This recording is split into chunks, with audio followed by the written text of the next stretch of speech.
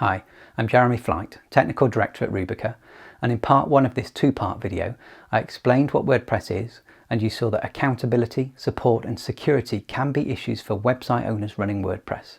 Here are 3 other factors you do well to consider.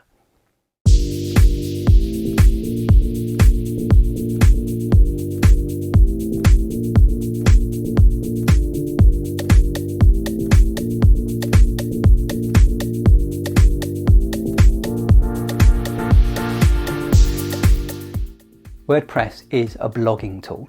When you log into its admin system, you'll see straight away that the whole thing is built specifically around concepts like posts, tags and categories. These are all blogging terms.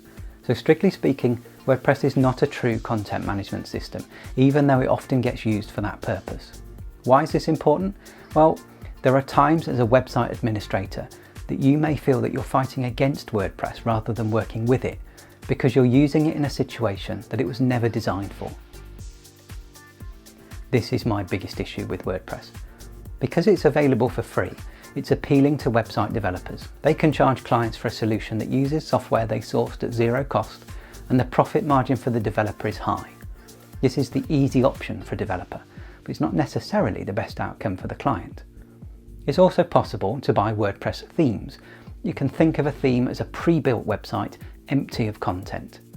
This potentially makes the developer's job even easier.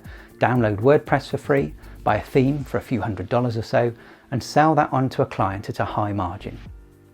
I should point out, this is not the approach taken by all WordPress developers, so please don't assume that just by mentioning WordPress your developer is clearly up to no good or taking you for a ride. Not at all. But I've been in the industry for 20 years and I know this happens. We've taken on clients at Rubica who've been affected by this directly. Even if a developer is charging an acceptable amount for building your WordPress site, by using a generic theme, it's likely that your website will look like others, as they've all been put together in exactly the same way. WordPress websites are often very obviously WordPress websites. They have a distinctive look and users can tell at a glance. For many businesses, their website is an important opportunity to reinforce their brand and gain a competitive advantage over their rivals. So creating it in such a generic way isn't the obvious way to achieve that. We work with clients over the long term, and if I look back at how some clients' websites have evolved, it often happens in specific stages of development, times where we've enhanced or adapted their website in response to what their business needed at the time. We don't use WordPress for client sites. Instead, we build bespoke websites and we have an in-house content management system we designed to offer the high level of versatility we knew that they'd need. There's a subtle but important difference here. With WordPress or any open source system, you as the client often have to accept what it does. If it does what you need now and what you think you'll need in the future, everything's fine. But if you need something it can't do, tough.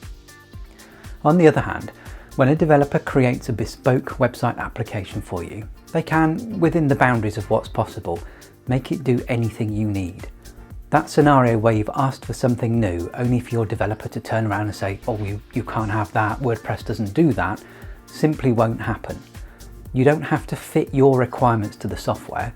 Instead, the software can be made to fit to your requirements. Let's summarize some key points.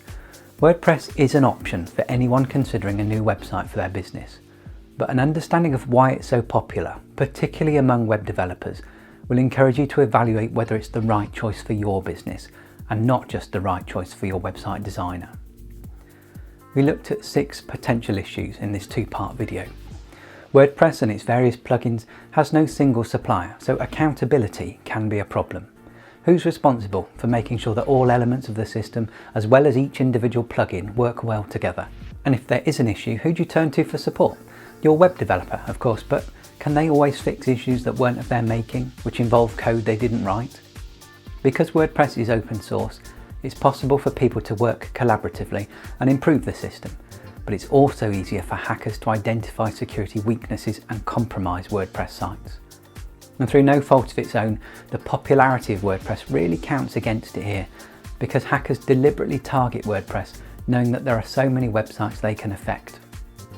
If you're running an online blog, WordPress is a strong contender for your website's back-end admin system. But if you want a more generic content management system, WordPress may be the wrong horse for that course. And be wary of a web developer who forces that solution on you simply because it suits them. They've got their priorities round the wrong way. If your business simply needs a basic online presence, the chances are that you'll be fine with a WordPress site. But if your website has the potential to give you a competitive advantage, or you need a clever website that you'll build on in future years, a more tailored, sophisticated content management system may prove a better choice. If you missed part 1 of this 2-part video, I'll link to it directly on our YouTube channel, where we have a growing library of videos aimed specifically at business owners and marketers. If you subscribe to the channel, you'll get an automatic notification each time we add new content.